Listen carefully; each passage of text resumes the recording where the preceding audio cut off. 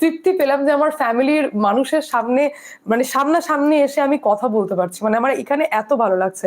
Good morning madam, good morning, good afternoon দিদি, good afternoon, কেমন আছো দিদি? খুব ভালো আছি, আপনার প্রতিবেদন খুব ভালো লাগে। তো এই যে কানেকশন আপনাদের সাথে আমার জুড়ে গেছে বহুদিনকার, তো এটা ভোলার নেই জানেন তো। যার জন্য আমি দেখলাম যে চলুন আজকে সকালটা আমি ফাঁকা আছি, কোনো শ্যুট হবে না, কোনো ভিডিও রেকর্ড হবে না, খবর আছে একদম ইম্পর্টেন্ট খবর, আমি নিজের মুখে আপনাদের সামনে লাইভে আপনাদেরকে জানাবো, এবং সেই কারণেই আজকের উপস্থিতি।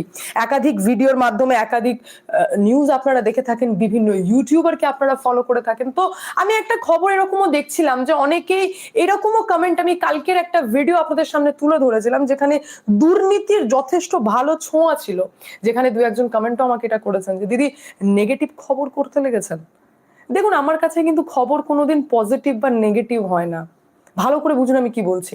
আমি একজন মিডিয়া, আমার কাজ হচ্ছে আমি সোসাইটির চোখ আর কান হিসেবে কাজ করব। যেটা আমি দেখব সেটাই আমি আপনাদের সামনে তুলে ধরবো। সরকার পরিবর্তন হোক বা না হোক, কোনো সরকারের হয়ে বা বিপক্ষে কোনো দলেরই হয়ে চাটুকাগিরি করা আমার কাজ নয়। আমার কাজ হচ্ছে সমাজে যা চলছে সেটা সঠিকভাবে আপনাদের সামনে তুলে ধরা। দেখুন, আজকাল আপনারা কিন্তু শ্রমিক ভট্টাচার্যের ইতিমধ্যে একটা ভিডিও শুনতে পাচ্ছেন, যেখানে নিজের মুখে শ্রমিক ভট্টাচার্য কি বলছেন যে এমএলএদেরকে সোনার চামচ মুখে দিয়ে তৈরি করে দেওয়া হয়েছে, সে সমস্ত এমএলএরা সাবধান। ওনার কি ভালো লাগছে ওনার দলের এগেনস্টে নেগেটিভ খবর বলতে? মানে যদি নেগেটিভকে এইভাবে বিচার করি, তাহলে শ্রমিক ভট্টাচার্য যখন সমালোচনা করছেন ওনারই দলের এমএলএদের, তার মানে উনিও তো নেগেটিভ ভাবে বলছেন, নেগেটিভ কথা বলছেন। কেন বলছেন? কারণ অ্যাকচুয়ালি ওনার ভালো লাগছে না হয়তো ওনার দলের হয়ে এই কথা বলতে, কিন্তু যেহেতু কিছু কিছু জায়গায় এই ঘটনা ঘটছে, দুর্নীতি হচ্ছে, যা মানুষ বলছে সেই কথা কানে যাচ্ছে, মানুষ তো রোবট তো নয়, সেই কারণে উনিও বলছেন। তো সেরকমই যখন যখন সমাজে দুর্নীতি হবে, 3 মাসে সরকারের কাছে এক্সপেকটেশন হিউজ। কেন এক্সপেকটেশন হিউজ? পরিবর্তনই আমরা কিন্তু পরিবর্তন দেখব বলে করেছি, যেই নিয়ে আজকে 2 চাইল্ড পলিসির কথা আমি আপনাদেরকে জানাবো। কিন্তু পরিবর্তন দেখব বলেই তো পরিবর্তন করেছি।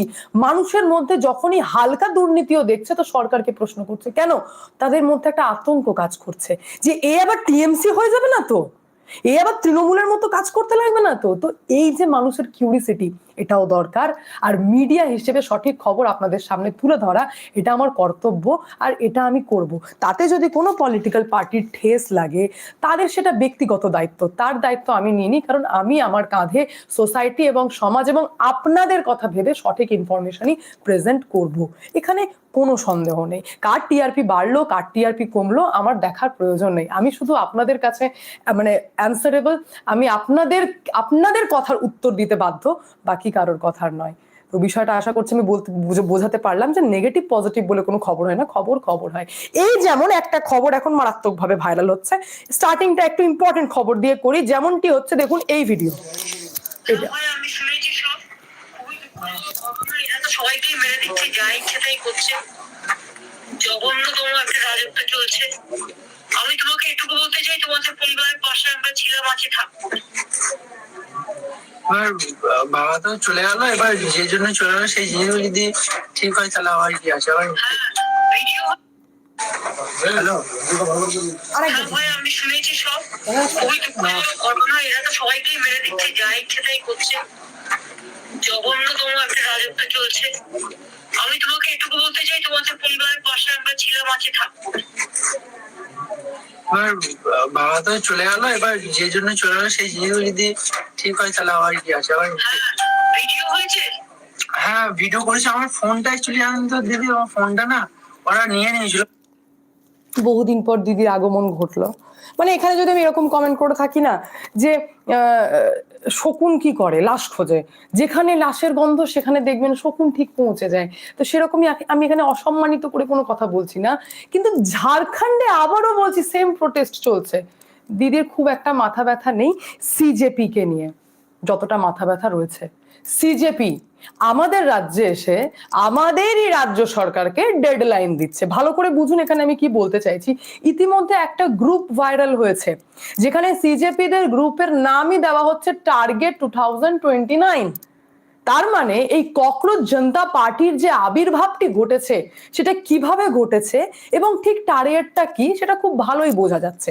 ঝাড়খণ্ডে তো এমন অবস্থা যে হেমন্ত সোরেনের যাই পরিস্থিতি, সেখানে কিন্তু আশুতোষ রাঙ্কে কে আপনারা দেখতে পাবেন না, অথচ আমাদের রাজ্যে চলে এসেছেন। দেখুন, যে কোনো মৃত্যুই মর্মান্তিক, সেটা যদি মব লিঞ্চিং হয় সেটা আরো খতরনাক ব্যাপার। কিন্তু কোয়েশ্চেন এখানে এটা হচ্ছে যে যখন সিজেপি প্রোটেস্টে একজন গেছিলেন এবং তার বাড়িতে হামলা করেছে, তো যারা হামলা করেছে তারা কারা, এবং হামলা করার পর কি তৃণমূল আমলের মতোই কি পুলিশ কোনো অ্যাকশন নেয়নি, অ্যারেস্ট কি করেনি? আগে ফ্যাক্ট বুঝি, তারপর ইন্টেনশনে যাব। তো আমাদের কাছে রিপোর্ট এটা রয়েছে যে আব্দুল হাফিজের বাড়িতে আশুতোষ রাঙ্কে চলে এসেছেন। আশুতোষ রাঙ্কে সিজেপির বিরাট বড় নেতা, এবং তিনি রাজ্যে মানে আমাদের পশ্চিমবঙ্গে এন্ট্রি নিয়েছেন, যে পশ্চিমবঙ্গে দিনের পর দিন একাধিক আতঙ্কবাদী ধরা পড়ছে, এবং সেখানে এসে সরকারকে ডেডলাইন দেওয়া হচ্ছে যে 10 দিনের মধ্যে যদি অ্যারেস্ট না করা হয় তাহলে আমাদের রাজ্যে আনরেস্ট তৈরি করে দেবে, মানে মারাত্মক আন্দোলন হবে, এবং বলতে পারেন যে 3 মাসের নতুন সরকারকে থ্রেট দেওয়া শুরু করা হয়েছে।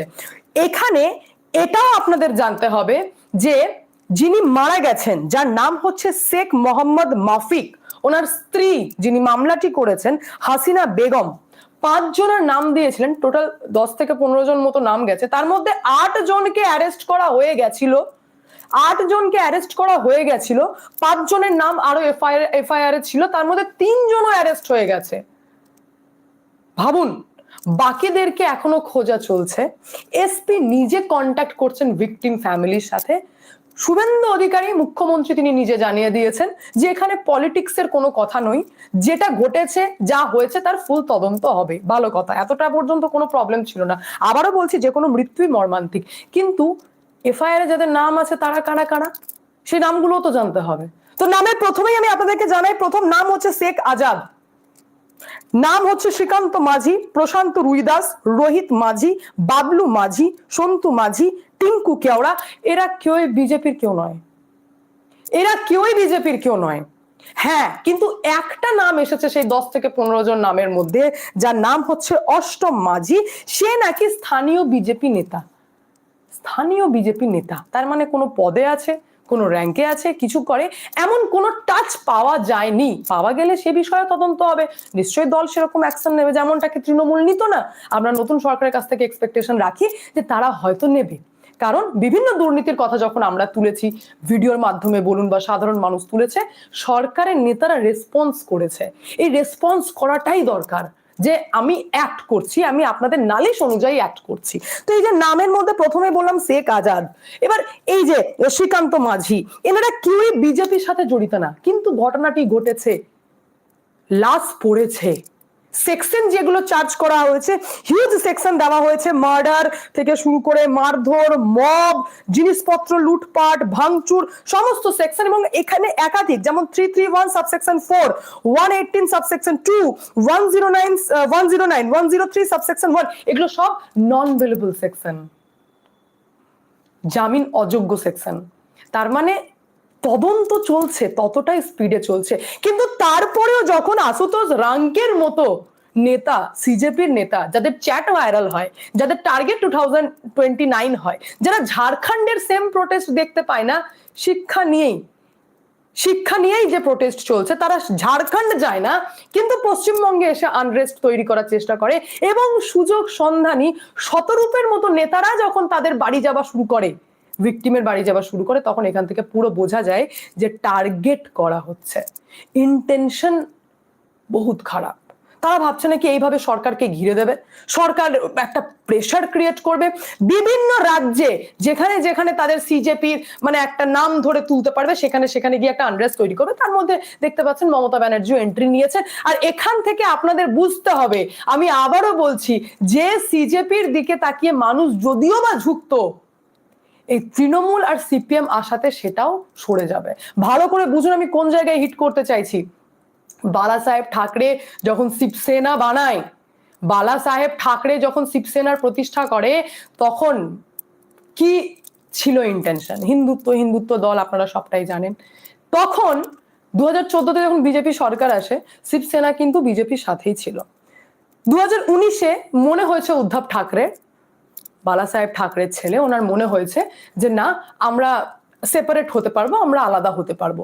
আলাদা হতে পারবো, ভালো করে বুঝুন, শিবসেনা বিজেপি এক জায়গায় থাকতে বহুমতের সরকার হলো, সেখানে শিবসেনা বললো যে না আমি সেপারেট হয়ে যাব, মানে বিজেপিকে ছেড়ে নিজে সেপারেট হয়ে যাব। সেপারেট হলো, কিন্তু সম্পর্ক কার সাথে করলো?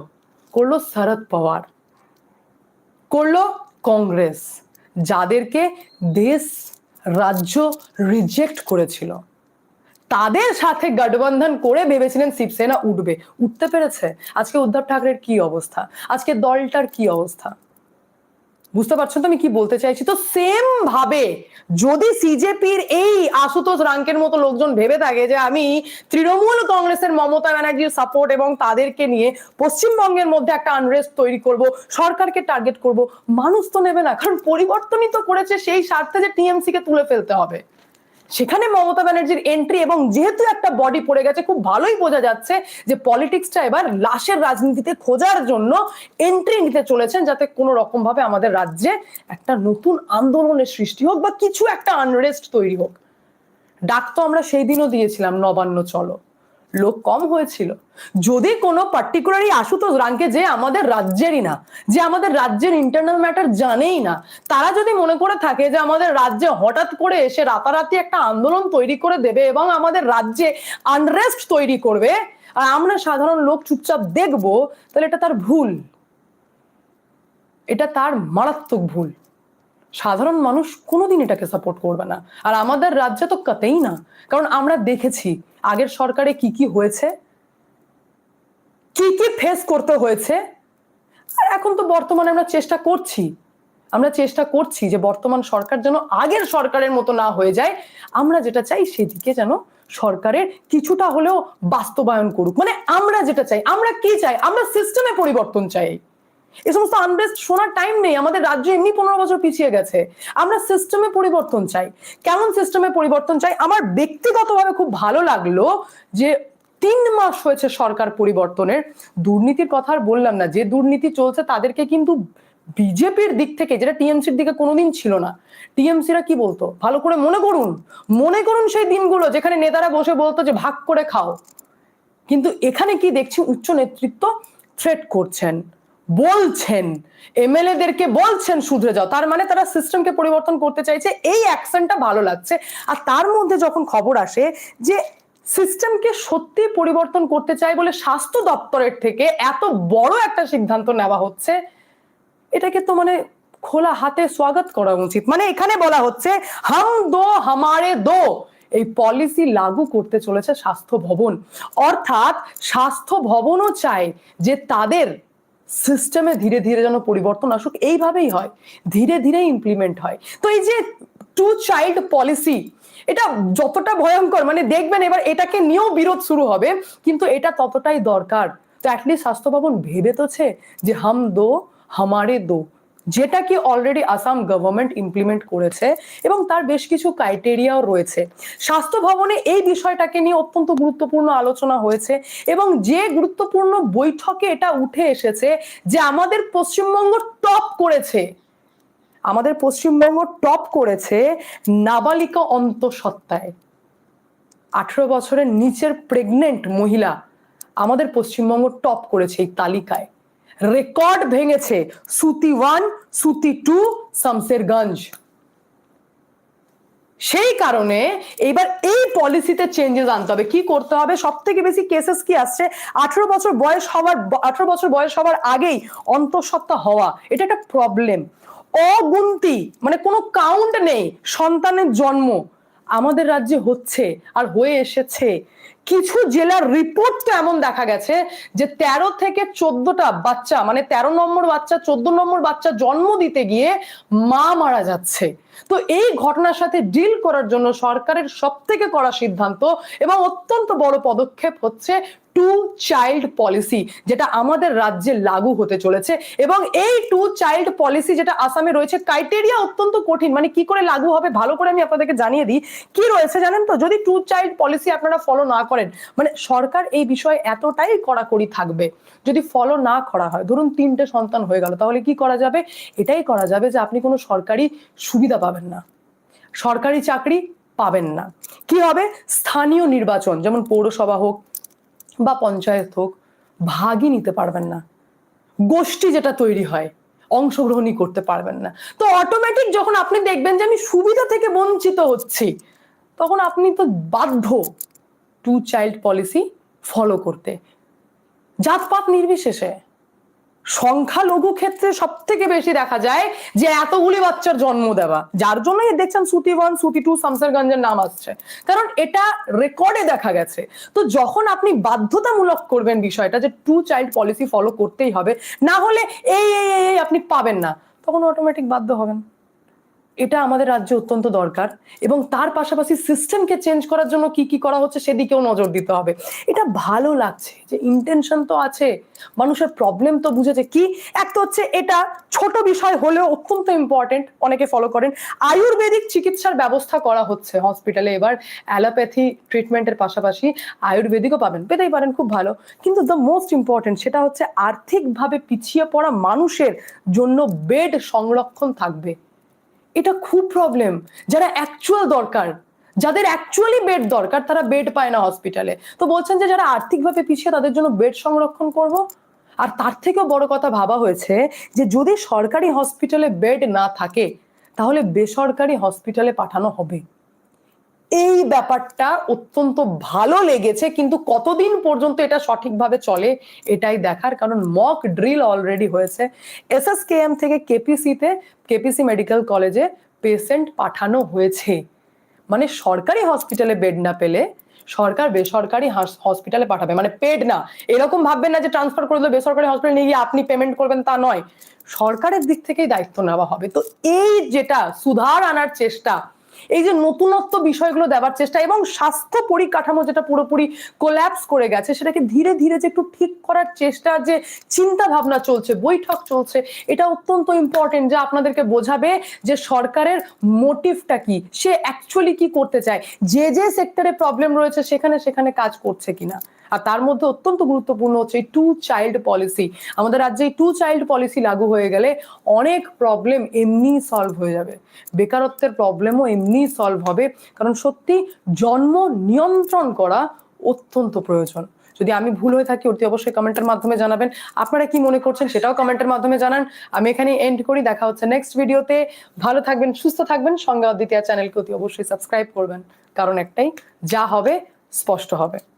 যারা আমার চ্যানেলে আজকে নতুন জয়েন করেছেন তাদেরকে রিকোয়েস্ট করব অতি অবশ্যই সাবস্ক্রাইব করবেন, বেল আইকনে ক্লিক করবেন, তাহলে যখনই আমি ভিডিও লাইভ করব বা আপলোড হবে আপনাদের মোবাইলে নোটিফিকেশন চলে যাবে। তাহলে অতি সহজেই আপনারা আমার লাইভে জয়েন করতে পারবেন।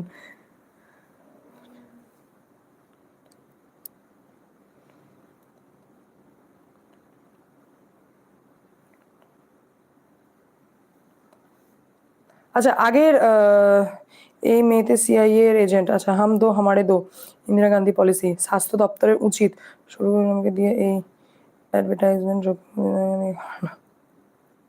হ্যাঁ হ্যাঁ নিশ্চয়ই করবে, আপনি যেটা ভেবেছেন সেটা হয়তো স্বাস্থ্য দপ্তরও ভাববে। আচ্ছা অদ্বিতীয় সিআইএ এর এজেন্ট, আচ্ছা তৃণমূলকে নিয়ে আগ্রহ নেই, একমাত্র পিসি ভাইপোর জেল নিয়ে আগ্রহ আছে, ভাতা ভিক্ষার খবর দরকার নেই। অ্যাকচুয়ালি তাই। ওকে ঠিক আছে, চলুন দেখা হচ্ছে নেক্সট ভিডিওতে। ধন্যবাদ।